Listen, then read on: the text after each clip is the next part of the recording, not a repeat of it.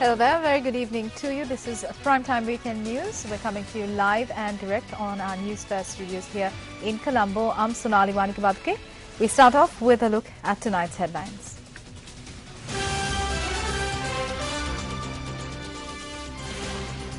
Minister Mahinda Samarasinghe says it is not appropriate to bring resolutions to the UN Human Rights Council urging recommendations of the LLRC to be implemented.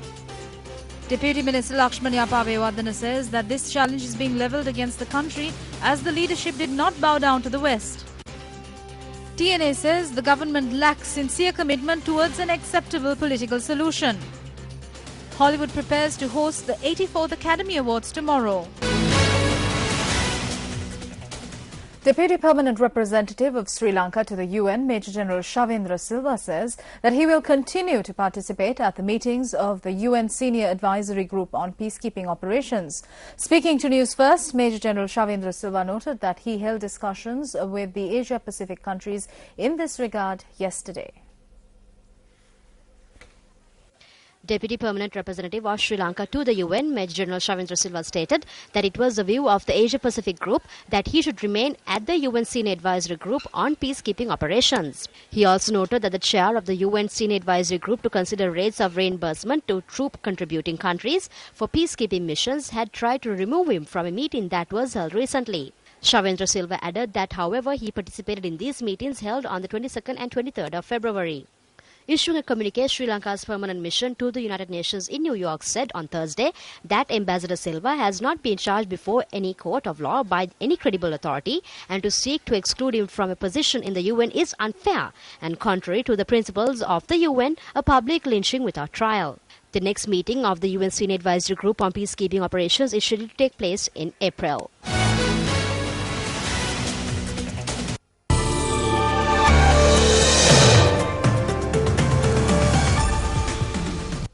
Well, head of the Sri Lankan delegation to the UN Human Rights Council in Geneva, Minister Mahinda Samarasinghe says that if Sri Lanka can demonstrate to the international community that the government has already begun implementing the recommendations of the LLRC report, then the proposed resolution against Sri Lanka becomes redundant. Speaking from Geneva, the minister stated that he is due to address the council on the 27th of this month, which is incidentally the opening day of the 19th Human Rights Council sessions.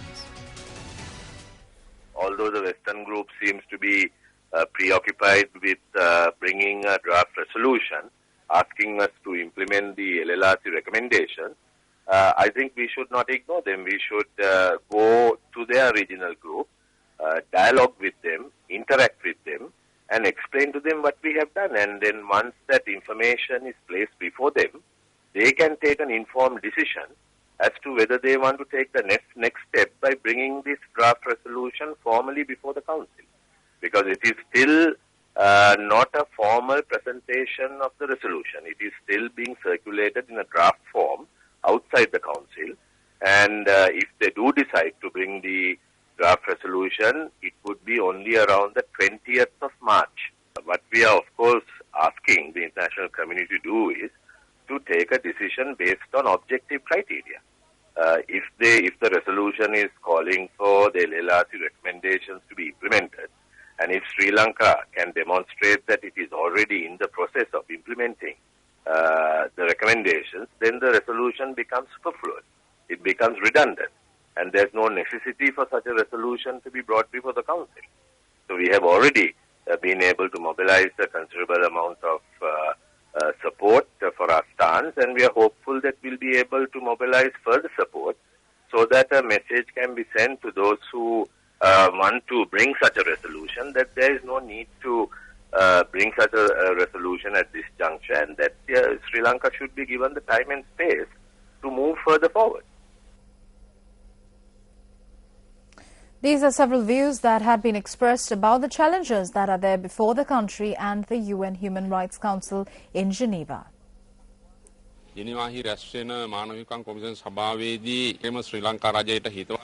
At the UN Human Rights Council, which will commence in Geneva, member states which are in support of Sri Lanka and other international organizations are well prepared to provide necessary answers and to defeat resolutions that will bring forward. We can openly say that at this juncture, the US government act against Sri Lanka. විවෘතව අපිට කියන්න පුළුවන් American රජය එක් පැත්තකින් ශ්‍රී ලංකා රජයට විරුද්ධව මේ අවස්ථාවේ කටයුතු කරන්නේ.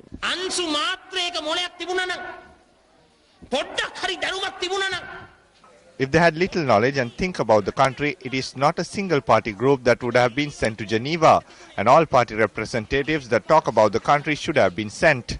රට වෙනුවෙන් කතා කරන රට වෙනුවෙන් ශක්තිය ලබා දෙන සර්වපාක්ෂික කණ්ඩායමක් යවන්නට තිබුණේ. ඒ යෝජනාව සම්මත වුණොත් If that resolution being passed, a new chapter will begin. Through that resolution, the international pressure will be exerted on Sri Lanka. The final outcome of this resolution would be taking the president and the armed forces that brought peace to the country being taken for international criminal courts in Hague. හේග් නුවර අන්තර්ජාතික අපරාධ අධිකරණයට ගෙනිහිලා. ජෙනීවා නුවර මොන තීරණය අරගත්තත් මොන යෝජනාවක් Despite what resolutions are being tabled and passed in Geneva, no member of the Rajapaksa government can be taken before the war tribunal. Why is that? Because I did not sign the Rome Statute when I served as the Prime Minister. Therefore, Sri Lanka does not have a right to enter the International War Tribunal. සුමාත් සංකරේනේ. ඉතින් ජාත්‍යන්තර යුද්ධ අධිකරණයට ලංකාවට ඇතුල් වෙන්න බලේ නැහැ. The Tamil National Alliance has decided not to take part in the 19th sessions of the UNHCR in Geneva. Issuing a release, the TNA noted that the Sri Lankan question will be featured prominently at the Human Rights Council sessions in Geneva. According to the Tamil National Alliance, the report compiled by the expert panel appointed by the UN Secretary General as well as the LLRC report have addressed issues of violations of human rights laws, the causes of the conflict as well as the need to evolve an acceptable political solution as the means of achieving genuine reconciliation. The release adds that the two reports have tackled issues relating to demilitarization, the need to curb paramilitary groups, the need to strengthen civilian administration, access to information, media freedom and transparency with regard to the detention of detainees. Leader of the TNA, R. Sambandan, says that the TNA constructively engaged with the government to evolve an acceptable solution for over a year. However, he noted that progress couldn't be achieved due to the government's lack of sincere commitment towards the evolution of an acceptable solution. According to the release, the TNA has expressed fears that violence could reoccur and the civilian population could be affected if the present unstable situation continues. Deputy Minister of Economic Development Lakshman Yapabewardena says there is no more democracy than appointing a parliamentary select committee, which the highest level of appointment that can be carried out within the legislature towards a political solution. He expressed this view at a media briefing held in Colombo yesterday. Geneva සමුළුවට සූදානම් වෙන්න මානව හිමිකම් At present, our representatives are engaged in the task of creating awareness amongst foreign countries over charges that Sri Lanka will have to face at the Human Rights Council in Geneva. Especially, they have been informed about how we acted with regards to the LLRC. Vesting powers to police stations in the north, recruitment of 700 Tamil individuals for police stations in the north can be cited as some examples. Furthermore, it was also stated in the report that if some wrongdoings had been carried out by the military personnel, an investigation needs to be carried out against them. It is being explained as to how it has commenced. We have appointed a parliamentary select committee.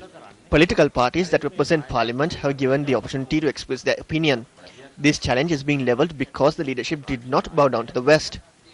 When compared with other countries, there is no mistake that has been done as a government, as a country, and as a leader. We are not a country where elections were held without having democracy and violating human rights. If some external forces level accusations that rights of the public are being violated, we are ready to respond to it. බාහිර බලවේග චෝදනා කරනවා නම් මේ රටේ මහ ජනතාවගේ යම් යම් අයිතිවාසිකම් කැඩිලා කියලා ඒකට අපි පිටුතුරු දෙන්න සූදානම්. හැබැයි ඒකට අපිට ඉඩක් දෙන්න මොන විදියටද මේක කැඩලා තියෙන්නේ.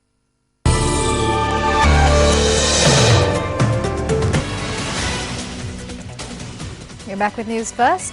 Still in local news, 5 separate incidents of fires breaking out were reported from Kandy, Puttalam and Badulla yesterday and today. A fire broke out in a hotel on the second Rajasinghe Mawatha in Gattabe in Kandy at 2:55 this morning. The police noted that the 4-story structure was completely burnt by the fire. The fire was later doused with the assistance of the Kandy Fire Extinguishing Unit. Meanwhile, a fire also broke out in the Ravanala Reserve in Badulla. The AL Divisional Secretariat Dhammika Jayasekara noted that the fire was completely doused by this evening.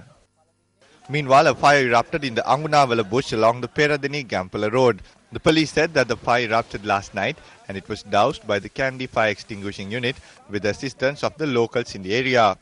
Meanwhile, a fire broke out at 1:30 this afternoon in an Ayurvedic medical center in Sangamita Mawatha in Kandy. This fire too was doused by the Kandy fire extinguishing department with the assistance of the locals in the area. This is the manner in which a house in Puttalam fell victim to a fire. The fire broke out in the house last night, which is situated close to the Tilladiya railway crossing along the Puttalam-Colombo main road. Well, the country's attention has been transfixed on Thammanava in Kathragama after the discovery of blue sapphires, with one gem deposit fetching a record-breaking price at an auction held yesterday. Came the news of another gem deposit today. Area residents commenced gem mining following rumours of the existence of another gem mine near the mine which was already found.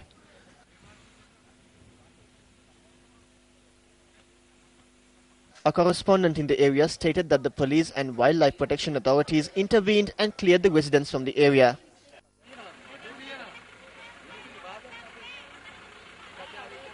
Area residents engaged in a protest demanding that they be given an opportunity to search for gems in the gem deposit they discovered.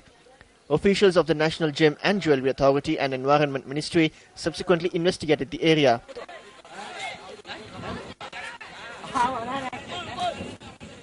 A large number of villagers then began mining activities.